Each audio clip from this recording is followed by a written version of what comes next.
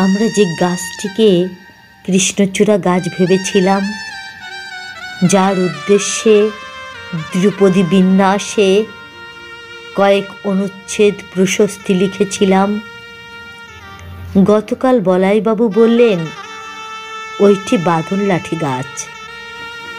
Alsatian ভেবে যে সার্মেয় শাবকটিকে আমরা 3 মাস ব্লোকস পরিয়ে মাংস খাওয়ালাম, ক্রমশ তার খেকি ভাব প্রকট হয়ে উঠেছে। আমরা টের পাইনি।